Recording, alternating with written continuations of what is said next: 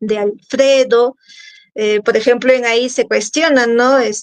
Tú eres pintor, pero eso te da de comer, ¿no? Como así diciéndole, ¿no? Entonces, creo que sea una novela, ¿no? No un cuento, ¿no? Entonces, como que te da mucha sensación de que, y que este es el final, o sea, aquí se acaba, no hay un final bonito, porque al inicio, pues, se supone que Alfredo, ¿no? Es un personaje en la cual casi todos nos identificamos, porque como tú lo mencionabas, eh, no tiene una clase social definida, ¿no? Claro, está en una fiesta de millonarios, pero él no es millonario. Está en el lugar donde están los empleados, pero él no es empleado. Entonces, ¿en dónde está, no? Como alguien mencionaba, ¿no? Este conflicto existencial, que también lo veíamos en José María Arguedas, ¿no? Era un blanco entre los indios. Era blanco, pero no era totalmente burgués. Pero había nacido en los Andes, pero tampoco era completamente indio. Entonces, esta falta de ubicación en el mundo, esta falta de identidad que muchas personas, y también, ¿no? Sí, artistas, escritores, pintores, que podemos tener, que podemos sentir dónde estoy, ¿no? No soy esto ni soy aquello. Y eso también es por la influencia del entorno, ¿no? A veces el entorno es muy tóxico. Hay una cierta población donde sí, pues, ¿no? Te admira, ¿no? Sí, qué bien, ¿no? Eres artista, eres escritor, pero también tiene una crítica muy agresiva hacia ti, entonces no te sabes dónde ubicarte. Y esa falta de ubicación, de identidad, muchas veces lleva a los personajes al suicidio. Y acá en el cuento se menciona eso, ¿no? Cuando Alfredo y la muchacha van a la playa y Alfredo dicen de manera cómica, ¿no? Oye, ¿y qué tal si nos lanzamos a la playa y nos suicidamos, ¿no? Ja, ja, ja.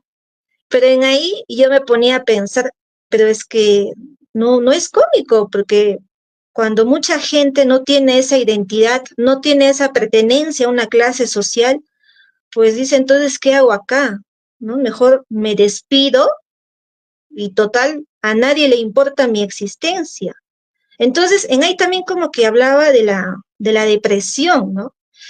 De la depresión y yo escuchaba a Julio Ramón Ribeiro decir, no, yo no soy un personaje deprimido. Lo que pasa es que de acuerdo al contexto es que yo reacciono, ¿no? Por ejemplo, en un determinado contexto yo no hablo mucho, puedo tomar, puedo fumar, pero no hablo. En otro determinado contexto, tal vez en la política, sí se relacionaba, sí hablaba, sí conversaba, ¿no? Sí, hasta hacía chistes, era muy carismático.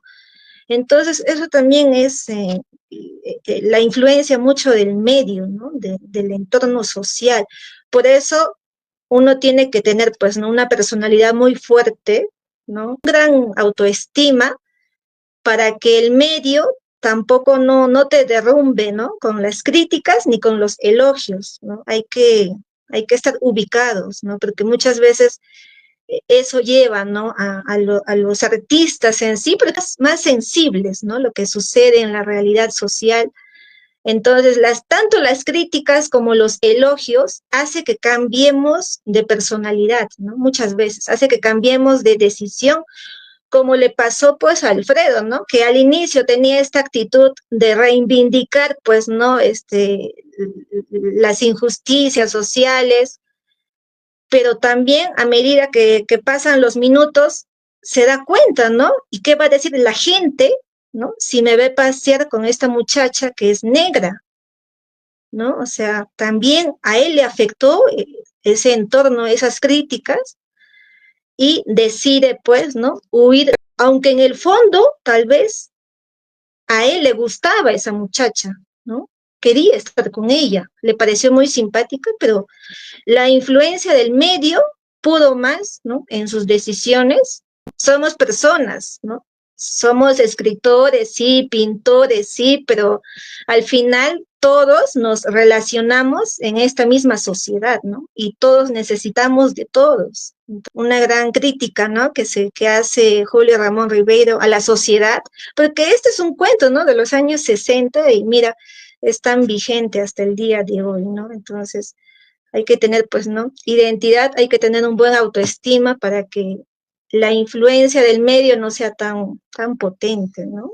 Que Julio Ramón Ribeiro vino a Huamanga en 1958 y escribió dos cuentitos, ¿no? Entonces, uno de ellos se llamó Los Jacarandás, y yo no sabía qué era esto, así que no sabía qué significaba los jacarandás. Entonces lo investigué y había sido pues el nombre de un árbol que da flores de color violeta, ¿no? Muy lindo. Entonces, cada vez que yo veo un jacarandá, pienso en Julio Ramón Ribeiro, ¿no? Que vino a Huamanga a ejercer la docencia aquí en la Universidad San Cristóbal de Huamanga. Y es muy lindo, ¿no? Entonces, es un orgullo para mí haber leído a él y sus cuentos, aquellos que son los menos conocidos, ¿no? Y bueno, sí, si es que nosotros somos testigo de algún caso de discriminación, pues inmediatamente denunciarlo. Para eso tenemos las redes sociales, ¿no?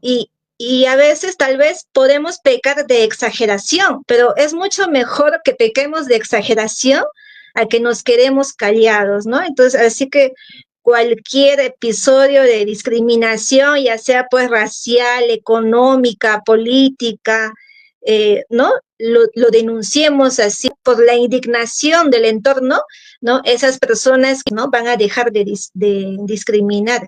En muchos de estos casos se vuelven virales, ¿no? Inmediatamente los denuncian y eso está bien, ¿no? Está bien porque o aprendemos por las buenas o por las malas, pero ya tenemos que dejar de lado, ¿no? Estos complejos que tenemos, ¿no? Y simplemente vernos como personas que tenemos diferentes matices, ¿no? Tenemos luces y sombras, ¿no? Ni somos tan buenos, pero tampoco no somos ni tan malos, ¿no? Y que si nos van a juzgar, que no sea por el color de piel, por el dinero, por el apellido, sino que nos juzguen por las acciones, ¿no? Aquellas acciones malas que podamos cometer en contra de la sociedad. Entonces, que